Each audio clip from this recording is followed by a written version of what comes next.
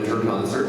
I want to go over a few things this is mostly for 6th grade parents. I like to use our very first concert in 6th grade band as a learning experience, not only for the students, but for parents. We are here to kind of show you what these students have accomplished this semester so far.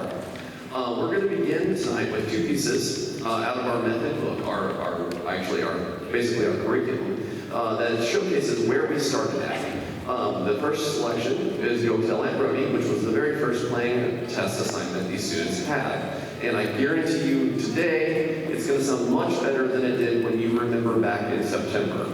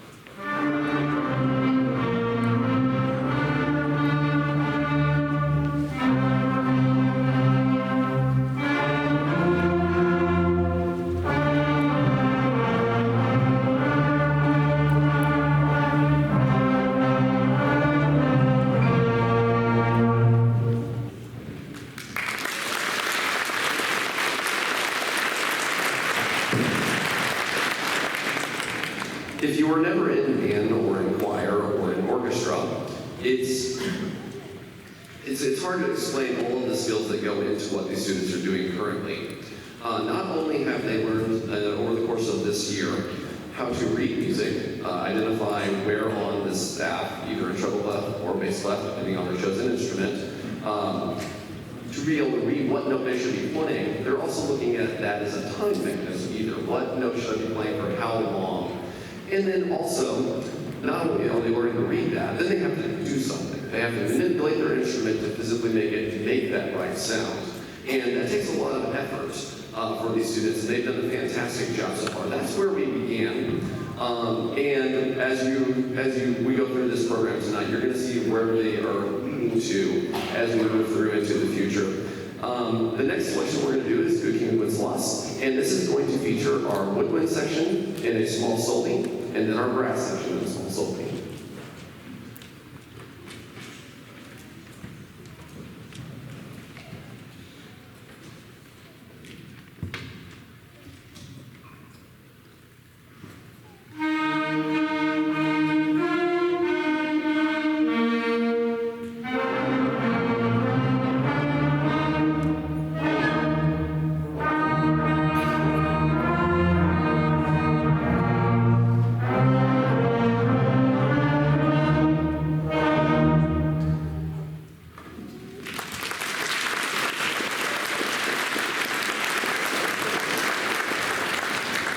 One of the things I like to do when we demonstrate that is it gives you an idea of the different sounds and textures that go into making a full concert ensemble band.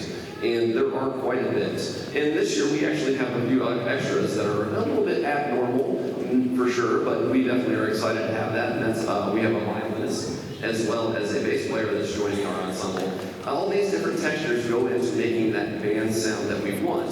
As we mature, as you will see a little bit later this evening, if you ever catch our high school groups as well.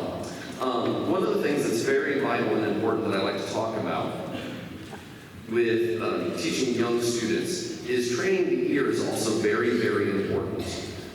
Actually, at the level of maturity that these students are right now, they are in their last year of ever being able to develop this. It's done biologically this year. So we work really hard early on. And I love the book, the method book that we use, Traditions of Excellence, because it gives an opportunity to help train that. Our next selection is Campton Races, and parents of 6th graders, I would like for you to have your students show you their book this evening. This song actually had missing notes. And in class, we played through, or I played through, and demonstrated what the song was, and then they tried to figure out the missing notes to fill in the blanks. So this song in the book was incomplete. They had to use their ears to determine what the missing notes were and how to perform the song correctly.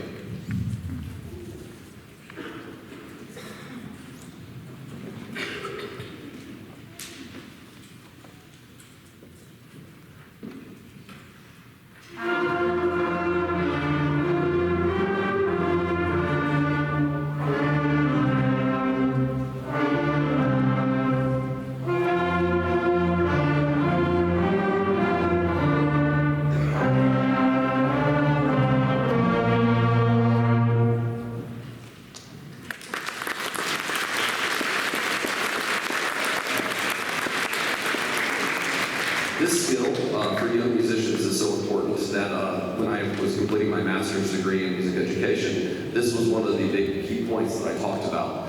And I go so far as even training our students. We usually do what I call a call and response warm-up, where I'll play something on the piano and they have to mimic it back to me, figure out what's going on, and then play it.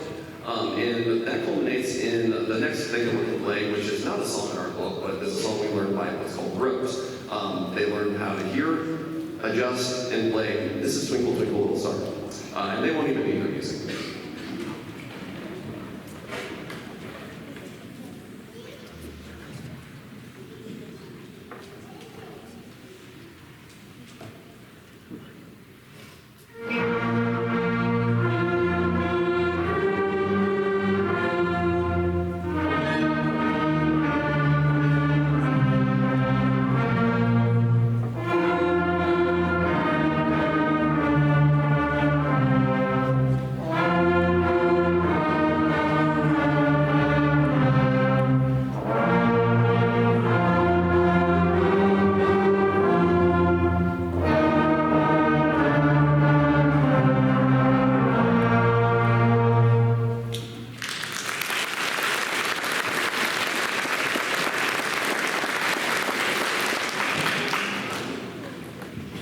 As the students become more comfortable, we move out of playing in unison to doing small duets in our books and then having additional parts that are not quite the same. So students are kind of held responsible for playing their own part in a very simple way to get started.